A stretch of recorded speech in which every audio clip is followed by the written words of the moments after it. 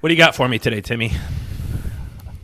Well, let's tell people about our podcast, John. All right.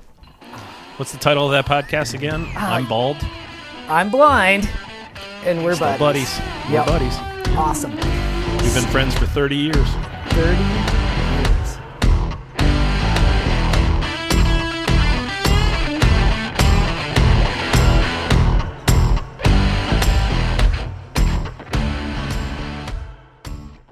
How you doing, Timmy C?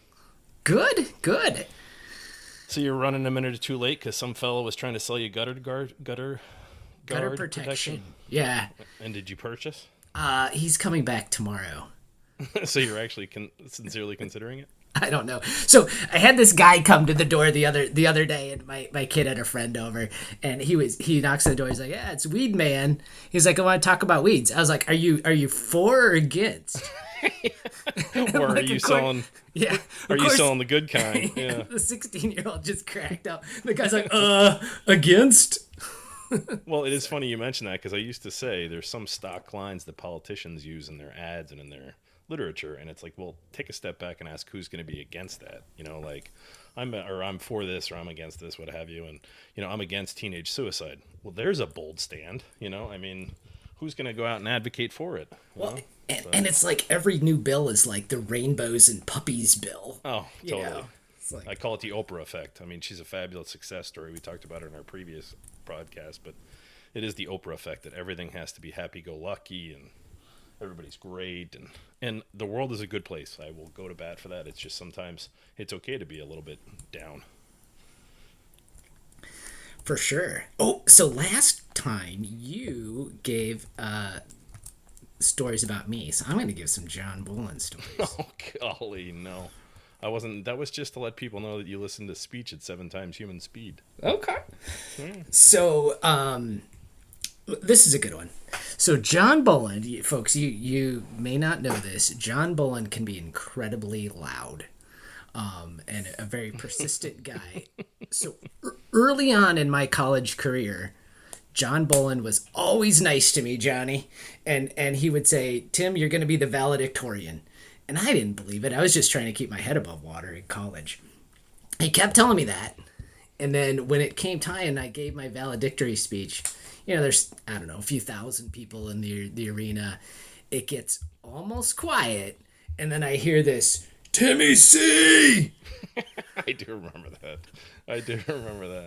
And that was John Bolin. And it's on, I have a recording, and it's on there. And that's John Bolin. So I thank you for believing in me and being incredibly embarrassing at times, John.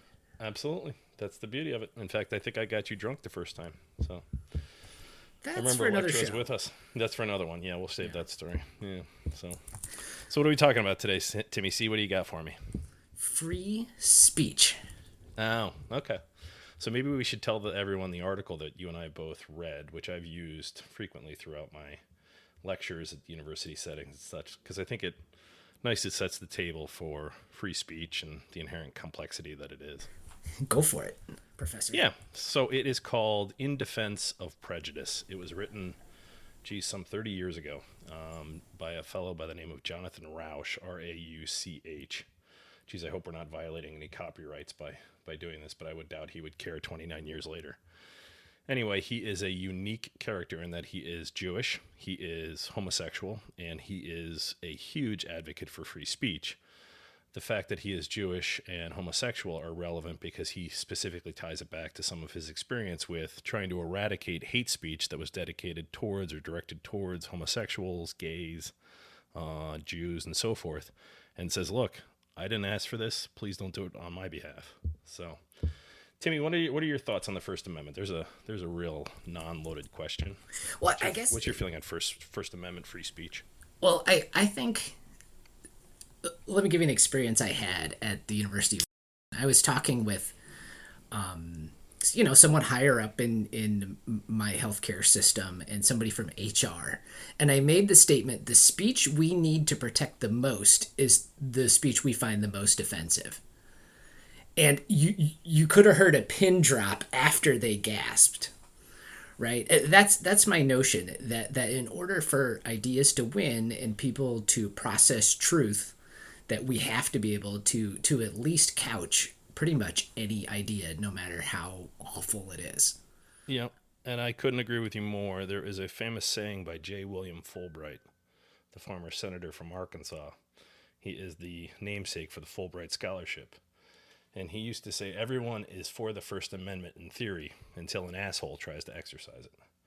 And so I tend to 100% agree with you. I could not agree more. And barring but a few instances, running into a crowded movie theater and yelling fire, public endangerment, things of that nature, I am wholeheartedly a defender of the First Amendment. And I reminded my students right up front, the First Amendment is for people that you loathe, people that you would spend your lifetime trying to argue with. And that's the premise behind it, to seek truth, right? Yeah, I think so. And the other part is having those people out there, I think strengthens your own position and understanding of it. There's a quote from John Stuart Mill. It's both teachers and learners go to sleep at their post as soon as there's no enemy in the field. And so I think if It's you, true. yeah, it's totally Yeah. true. So, Yeah. so especially if you're, intellectually lazy or fed a social media echo chamber, right? Your facultative powers of discernment are napping unless you face another viewpoint, and Yeah. so it makes us better. It does indeed. And one of the things that I lament, and we can talk about this later, is the advent of the atomization of media. Social media, Fox News, MSNBC, CNN, everyone seeks, further validation for their viewpoints. And once they leave that sort of echo chamber, they find it sometimes disconcerting. Yeah, yeah. And I try to encourage that. One of the things I will talk about towards the end, if it's okay by you, is I am increasingly of the belief that there needs to be some sort of guardrails. I won't even say regulations, but some sort of guardrails on what can and can't be posted without attribution. Meaning social media, I think sometimes people get away with just posting things without having to take credit for it, or, and that makes me a little bit nervous because I'm not sure that's free speech so much as that's computers. Right. And I so think it that's was one of the things. was it Nikki Haley? Somebody floated the idea that when you post online, it should be associated with your real name. It should, and I agree with that as an overarching principle. Now, you're going to get into some gray areas with that, with people who'd rather remain anonymous. I mean, you work in psychiatry, but as a general operating principle, I take the belief that the First Amendment is sacrosanct in all but a few instances, and in all but a few instances, it should be defended. So, same thing with this. I think that you should have to attribute or stand behind, because again, to your point earlier, I think it makes you intellectually stronger, more vibrant, being able to defend your position. Yeah, I think so too. What's amazing about this article is, like that you said, it's 30 years old. Like Yeah, this but person, timeless. Timeless too, right? The issues he talks about in there with yeah, he could see it coming. criminal code and universities and so forth. Yeah. Like I mean, right now, I almost, we use words like multiculturalism, but I think it's in the existence of a monolithic culture that suppresses speech. Like you actually don't have multiculturalism when you don't have the freedom to express different beliefs. Right. But I think you and I are much more comfortable, and I think one of the difficulties for a lot of people is accepting the premise, as he puts in that article, that most universities have embraced, which is a university, or for that matter, a society with one racist, is by definition a racist society. And I'm not comfortable with that juxtaposition. I have come to believe that in every society, regardless, there is going to be people you loathe. Neo-Nazis and white supremacists and things of this nature. And my argument always is, let's beat them in the arena of ideas, not in the arena of violence. Right, absolutely. And I think the other thing this touches on, which is really going further down the road now, is the notion that speech is violence. Yeah. That one hit me hard, and you want to know why? Because I've all my life I've been raised Catholic, and we shall leave that for another day, another discussion. But the Catholic Church is very, very powerful and effective at telling you that your thoughts and your actions are the same thing. So if I think about doing evil, I have committed evil in my thoughts and in my words and so forth. Mm-hmm. And I'm not prepared to accept that as an idea. And I think that's where it becomes problematic, which is to say that words are violence, I think minimizes A, violence, and B, gives too much affirmation to the word being spoken. So, Yeah, I think so too. There's a quote from Eleanor Roosevelt, and it's like it's something like they can't degrade us or something unless we give them permission. right. And I think that's an empowering way to look at it, because if you imagine a young person coming up today who thinks that words are violence, right? When they leave their, say they're in college, or they leave their dorm room, they are either likely to be an accidental perpetrator of violence through words, or the recipient of violence Right. through words. Or both. Yeah, or both in the same day. Like, Yeah. how no wonder these kids are anxious. It's just amazing. And I like, the goal may be, it may be a noble goal, but I don't think it's in line with human nature. Yeah. And there's actually a line to that effect that Roush calls out, and it's something along the lines of, all you do by using or by banning words is allow the cretins who use them to determine the words that we must use. Meaning it's not going to, by saying this word is wrong and we're going to remove it from the lexicon and we're going to remove it from our dialogue, they're just going to find a different way. Yeah. So instead of calling someone, X, Y, and Z, they're going to call you A, B, and C. And I found that to be powerful, that the only thing you do by banning words is allow the cretins to set the terms of the debate. And I think that's true.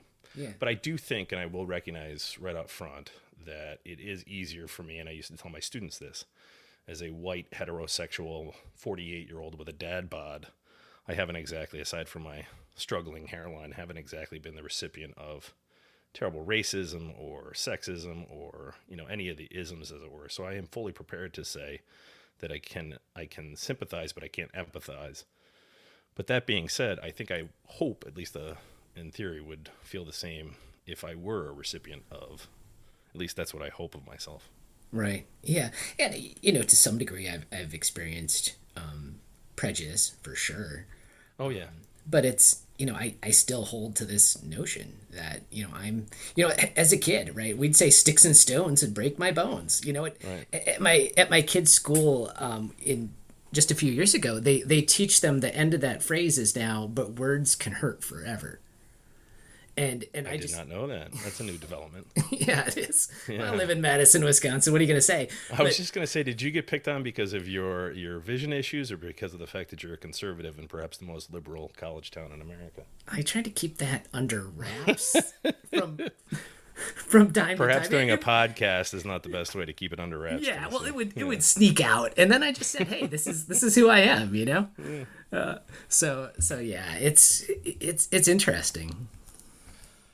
The other thing, though, there's a couple things that I think need to be called out that I think people have a fundamental misunderstanding of free speech, which is the First Amendment really only deals with, it's very limited in that it deals with government and the government's relationship with the citizenry.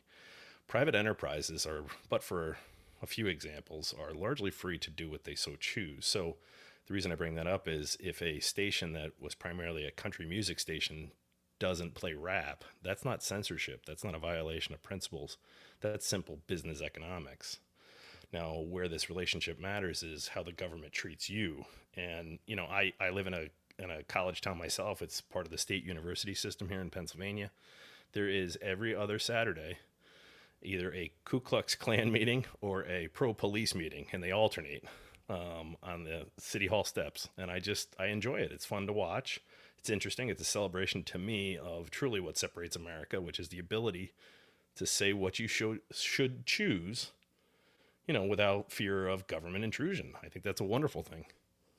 Yeah, we should save this for a future episode, but the how this relates to online control of speech and content is a whole other, especially when certain administrations try to censor Hunter Biden's laptop and things like that. That's the accusation. We don't, I also live in a fact-based universe where there is evidence that may have played a part, but it's not uncommon. And I know where you're going with this, Timmy, but it's not uncommon. For instance, JFK called the publisher of the New York Times and asked him to withhold, further information about the Bay of Pigs invasion because he didn't want to endanger U.S. troops.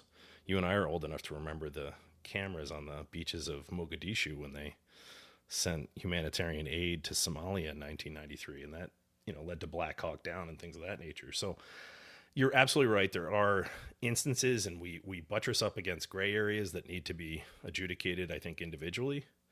But that being said, I as an overarching principle, and I think you'll agree with this, but for a few examples, I think people should be free to say what they want. But I also believe in consequences. If you don't get hired because of that, or if you lose a friend because of that, or if you lose X, Y, and Z because of that, that's on you. So. Right. Yeah, I think you should be able to stand up and stand behind things you're willing to say. I have a question for you from a psychological standpoint, if you're comfortable. All right. What do you, going back to your Nikki Haley point earlier, what do you think are the appropriate guardrails? I mean, loosely, I'm not asking you to write the piece of legislation because the devil's in the details.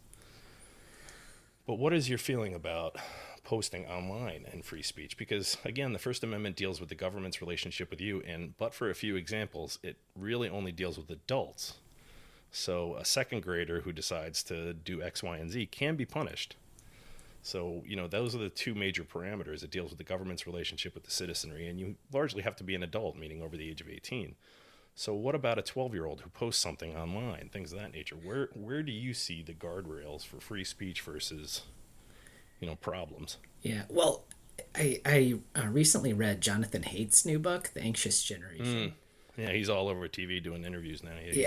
He's great. And he makes a strong case for protecting kids and keeping them off the internet at a younger age, and there are ways to do that pretty reliably. Right now, a kid just checks a box that says, yeah, I'm over 13.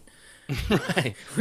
Yeah, Imagine going to buy liquor. We know how that works. So it's just ridiculous. So first of all, I would have some real policy, with verification, probably around age, 16 to access, social media. You can, I don't know, you can play first person games or something before that. But I think some level of control to just keep kids off it, and I think that will solve part of the problem. Right. But it is tricky because there are places where you want to communicate, without your identity, like, Alcoholics Anonymous, right? Like, right. It's in the name. Yeah. And there are online AA meetings, and you don't want, I don't want, if I'm going to an AA meeting, I don't necessarily want my name and address, and that's okay. So we'd have to figure out how to protect that, because that does matter. Yeah. Whistleblowers, anonymity are important. I get that. Yeah. Yeah. So, but I think my issue too, though, is people who are able to post whatever they want. Now every newspaper. Remember newspapers 30 years ago? They were omnipresent. Now they're all online and dying at that. But people can just respond and reply and things of that nature that I find to be troublesome. And that's, I'm wondering how we can effectively create parameters that are acceptable for a society writ large while also allowing the First Amendment to be sacrosanct as I see it. Yeah, I don't have a great answer for that one.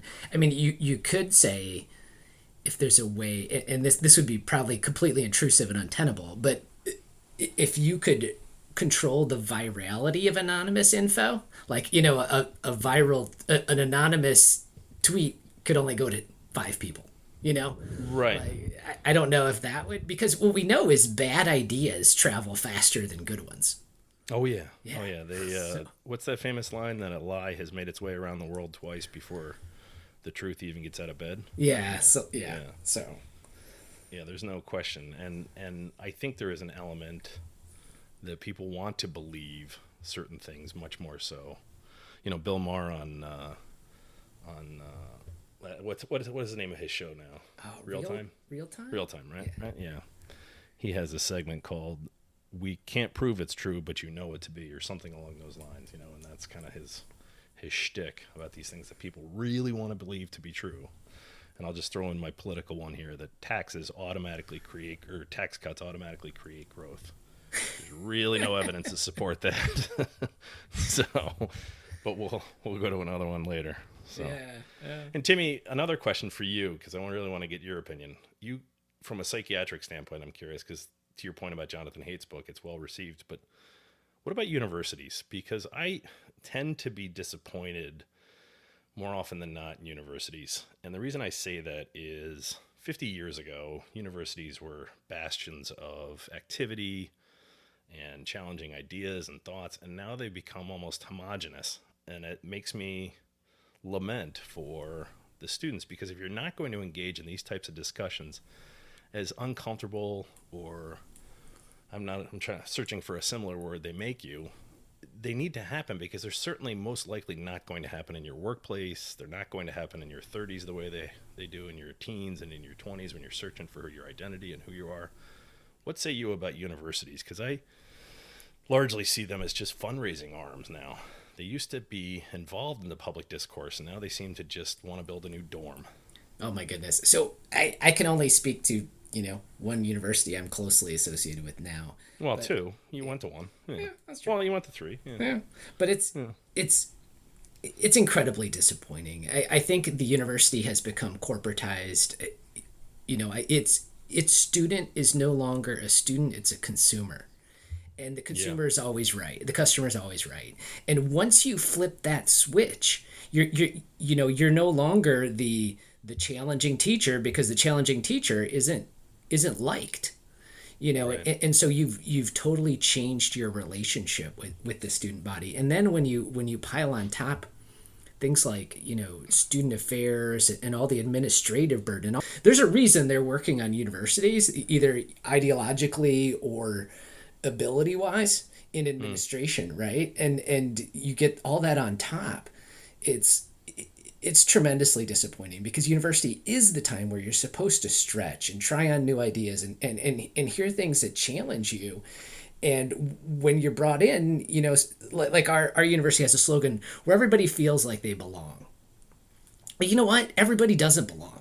Right? There are people, right. There are people who don't belong, and you shouldn't necessarily feel like you belong everywhere, right? You should probably belong and that's somewhere. Not necessarily a bad thing. Yeah, you may not belong at the University of Wisconsin. You may be more comfortable somewhere else. But that's the expectation, where everybody belongs, and what a load. It's just.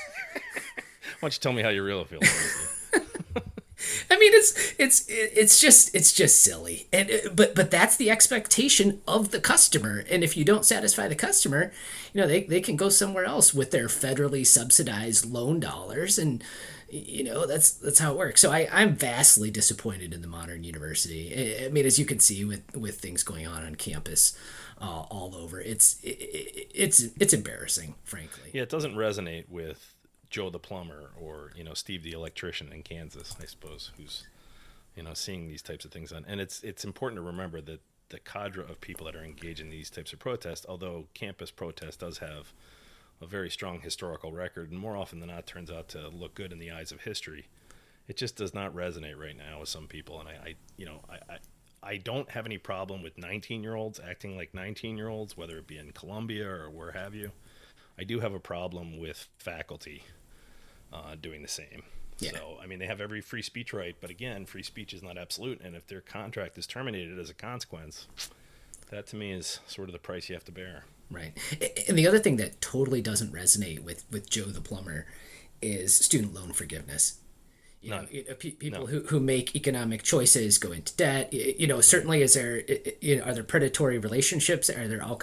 Certainly, but that does not connect with somebody who went out and apprenticed and is an electrician, that probably making more than the college graduates, by the way. Yeah, absolutely. Yeah. So that one totally also, that maybe that's for another episode, but that's definitely for another episode. Does not. I understand the politics of it, but I also understand the frustration with it. No question about it. So. Yeah. Ooh, speaking of money though, John, we should do we should do. Oh, we have to pay our bills. Yeah, we are capitalists. We're free speech capitalists. Yeah. But and this actually, John, this is a charity which is close to my heart.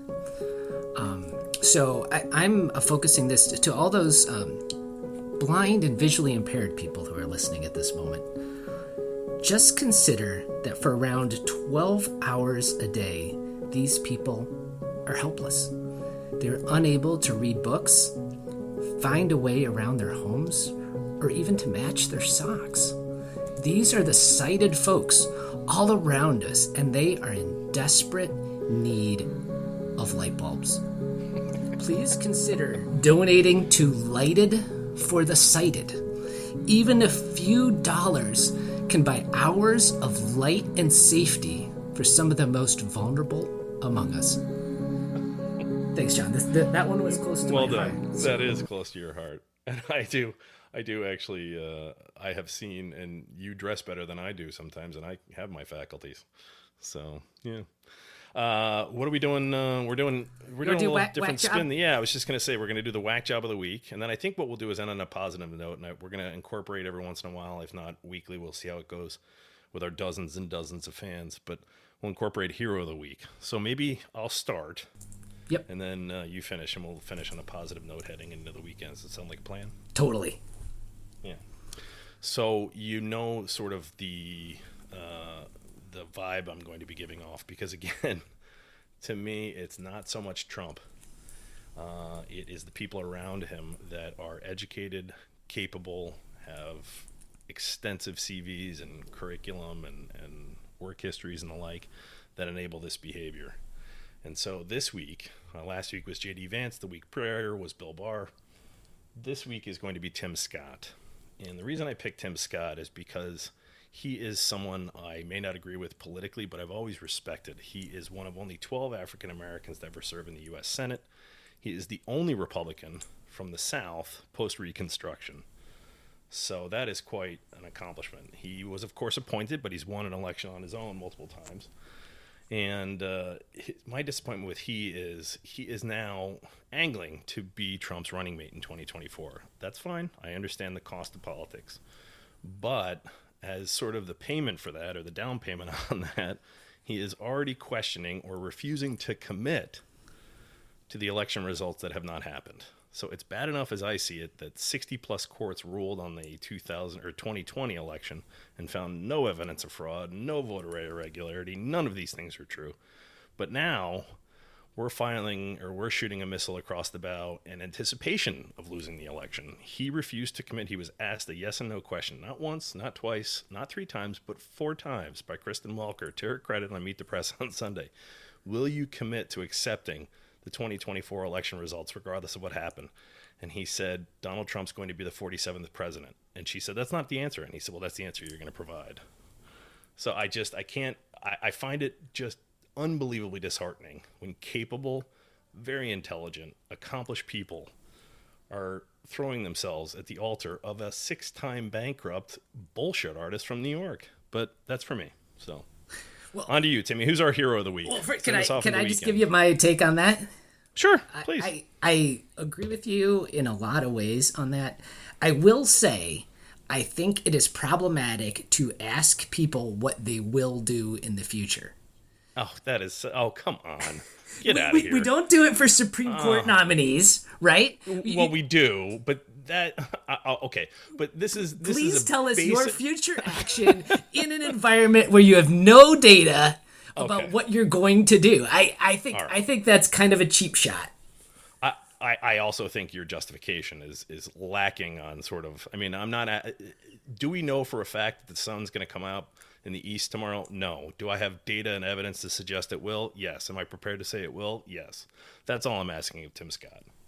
Yeah, I thought it was a gotcha from a liberal. But the fact that asking will you accept democracy as a gotcha question tells you how far a once great political party has fallen. No. Yeah, I mean, I could see what you're saying, but it's not necessarily democracy, because we know elections aren't always run fairly. So saying, Timmy, please don't add fuel to this needless fire. Please, I'm begging. But you. I just let me have my whack job of the week and move on to the hero. I did actually catch it, and I am disappointed in him personally, but yeah, I thought it was a little bit of a gotcha. So again, I'll reiterate the fact that will you accept the election results as a gotcha question tells you the state of what Trump has done to the Republican Party. Okay. To me, it's just like NBC News last week that I thought you made a valid point. I put the blame squarely at the feet of NBC News for hiring Ronna McDaniel. She should never have been hired. Once you hire her, you have to stand behind her. They did that, and then they didn't. So I put the blame at their feet. Right. So, right. Okay. All right, who's our hero of the week, Timmy? All right. Our hero of the week, John, is from my great state of Wisconsin, which I'm currently in. So a school bus was heading home from school, as school buses do, and the driver passed out and began weaving into oncoming traffic. And a 14-year-old a young man, AC Holland III, noticed what was going on, grabbed the wheel, kept the bus on the road, and then was able to push on the brake and safely stop the bus. And then got the other children to call 911. And I think he went and got or called his mother or grandmother, who was a nurse, to try to care for the driver, who turned out to be okay. Everybody's okay. A young person who had an opportunity, I don't know, to drive, I think, a tractor on a farm before, and saw what was needed, did the right thing. And there's a lot of people who make bad choices in this world. This young guy is the kind of... This is America right here, John. And well, bravo. What's his name? AC. What's his last name? AC Holland the Third. AC Holland the Third. Congratulations. Thank you. You give us all hope. Isn't that awesome? Great. I love those. I love those stories. And as do I. Yeah. Because when you're 14, for lack of a better term, don't take this personally, AC, but you're expected to be dumb. But when you turn out to be a hero, that's pretty darn good. So thank you. Congratulations. Yeah. Good job, kid. I like it, Timmy. I like it. All right, buddy. Well, listen, you have a great weekend. Give my love to your family. I love you. And this is John signing off with his signature, hey, misbehave, drive fast, take chances. Same to you, John. And remember out there, if everybody likes what you're doing, you're probably not doing anything worthwhile.